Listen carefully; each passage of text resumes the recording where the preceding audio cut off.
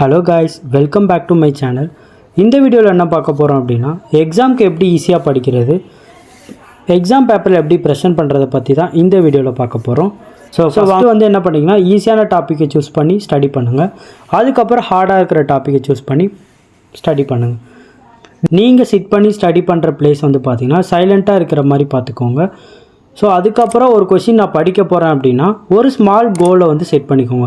So கோல் means எப்படி சொல்கிறேன் அப்படின்னா, இந்த கொஷினை நான் 10 மினிட்ஸில் முடிக்கணும், இந்த கொஷினை நான் 5 மினிட்ஸில் முடிச்சிடணும் அப்படின்னு சொல்லிட்டு உங்களுக்குள்ளே நீங்களே ஒரு கோலை செட் பண்ணிட்டீங்க அப்படின்னா ஈஸியாக வந்து நீங்கள் அதை படித்து முடிச்சிடலாம்.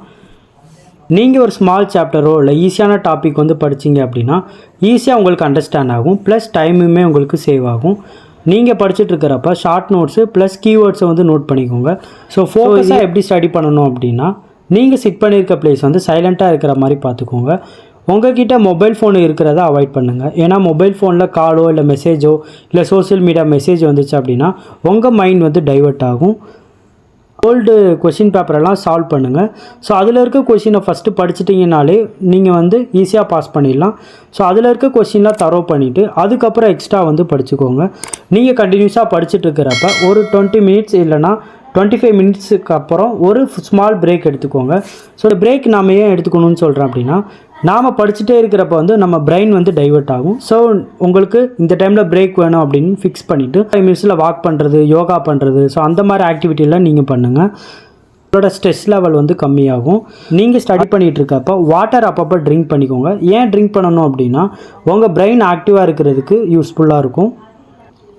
ஸோ ஒரு கொஷின் படிக்கிறேன் அப்படின்னா கண்டினியூஸாக வந்து ரிவைஸ் பண்ணுங்கள். இப்போ first question, second question, third question, ஒரு 3 கொஷின் இருக்குன்னா ஃபஸ்ட் கொஷின் படிச்சுட்டேன், செகண்ட் கொஷின் படிக்க போகிறீங்க அப்படின்னா ஃபஸ்ட் கொஷினை வந்து ரிவைஸ் பண்ணிவிடுங்க. தேர்ட் கொஷின் போகிறீங்க அப்படின்னா ஃபஸ்ட் கொஷின் செகண்ட் கொஷினை ரிவைஸ் பண்ணிவிட்டு தேர்ட் கொஷின் போங்க.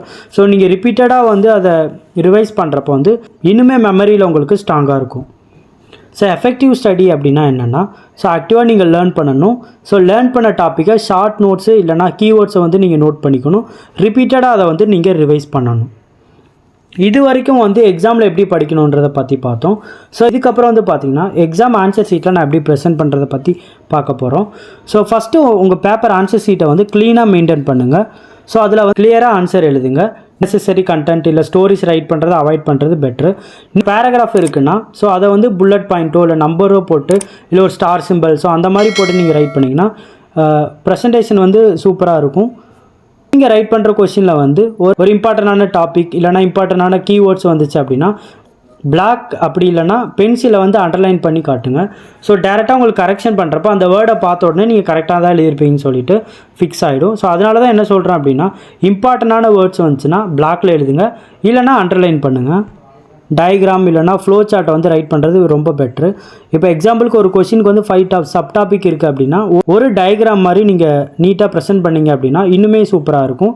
டைம் மேனேஜ்மெண்ட் வந்து ரொம்ப ரொம்ப முக்கியம். ஸோ இந்த கொஷினை நான் 5 மினிட்ஸில் முடிக்கணும் அப்படின்னா ஃபிக்ஸ் பண்ணிக்கோங்க. ஸோ அந்த 5 மினிட்ஸ்க்குள்ளே அந்த கொஷினை நீங்கள் முடிச்சிடணும்.